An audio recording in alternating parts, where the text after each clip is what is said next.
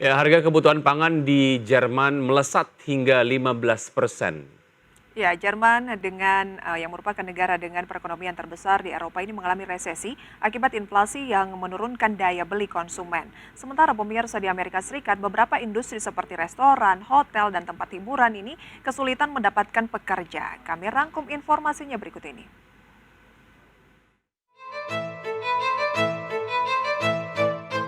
Harga kebutuhan pangan di Jerman melesat hingga 15%. Jerman, negara dengan perekonomian terbesar di Eropa, mengalami resesi akibat inflasi yang menurunkan daya beli konsumen.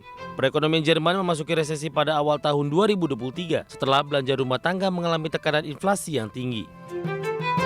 Biro Statistik Jerman menyebutkan kuartal 1 2023 ekonomi Jerman minus 0,3%. Pada kuartal 4 2022 PDB Jerman minus 0,5%. Resesi ini terjadi jika perekonomian mengalami kontraksi dalam 2 kuartal berturut-turut. Ja, die Leute fragen natürlich öfter, was kostet der Artikel? Und das war vorher nicht so. Menteri Ekonomi Jerman Robert Habeck menyebut bahwa ketergantungan energi Jerman pada pasokan dari Rusia menjadi penyebab resesi, namun perkiraan pertumbuhan masih lebih suram. Lonjakan jumlah orang yang meminta makanan terjadi tepat setelah invasi Rusia ke Ukraina tahun lalu. Rumah tangga yang dilayani oleh bank makanan juga meningkat hampir 2 kali lipat.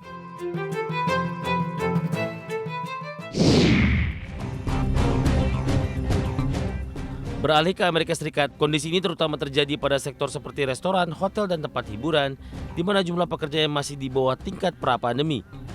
Bahkan ketika permintaan untuk layanan tersebut melonjak.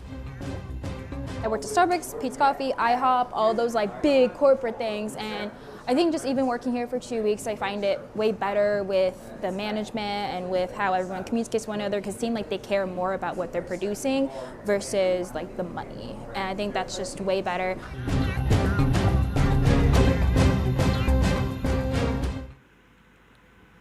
Ya, kita ke informasi berikutnya. Pemirsa, Bursa Saham Wall Street menghijau Selasa dibantu oleh penguatan di sejumlah sektor yang sensitif secara ekonomi dan investor menunggu data inflasi dan pertemuan kebijakan Federal Reserve pekan depan. Data inflasi diprediksi menunjukkan harga konsumen sedikit menurun secara bulanan pada Mei, tetapi harga inti maksud kami kemungkinan tetap tinggi dan The Fed diperkirakan mempertahankan suku bunga, dan berikut adalah data selengkapnya.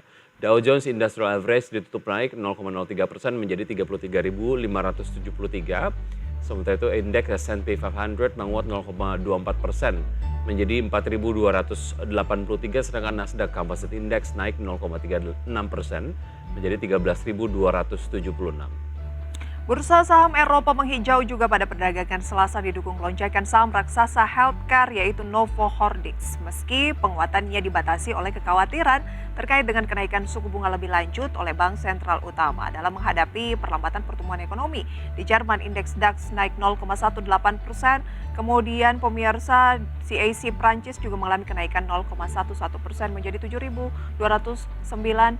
Dan informasi selengkapnya bisa Anda saksikan di layar televisi Anda terkait dengan bursa dari kawasan Eropa. Kita lihat ya untuk bursa Eropa berikut ini.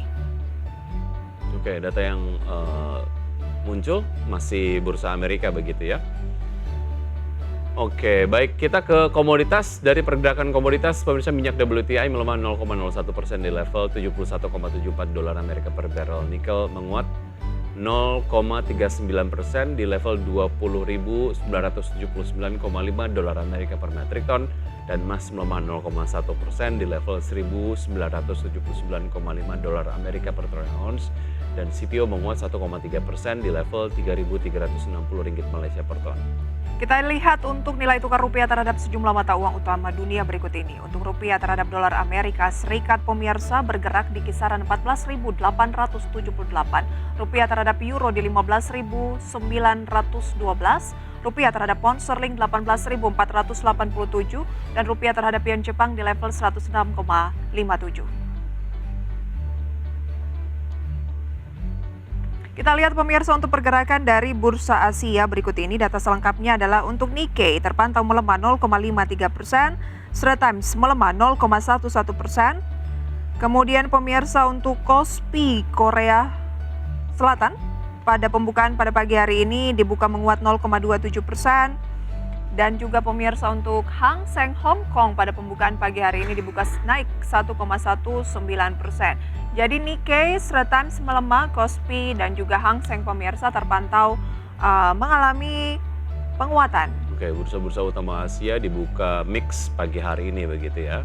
Dan kita akan simak beberapa informasi yang menjadi highlight di market. Di antaranya adalah pemegang saham Elsa putuskan 50% dari laba bersih 2022 untuk dividen. Kemudian laba Vale Indonesia dan kurs saham Inco yang melesat di awal 2023 di tengah rencana divestasi saham. Dari agenda pemirsa kita lihat untuk agenda Dari Indonesia.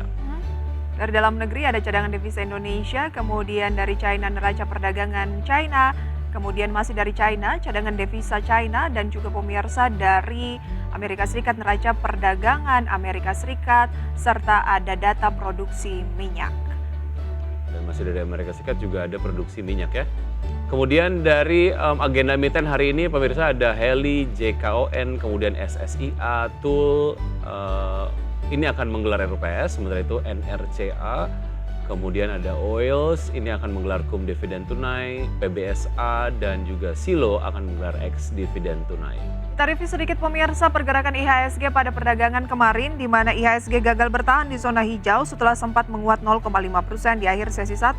IHSG akhirnya ditutup turun 15 poin atau 0,22% ke level 6.618. Sektor teknologi kemarin di posisi terlemah turun sebesar 1,42%, sementara sektor transportasi menjadi yang terkuat naik 1,96%.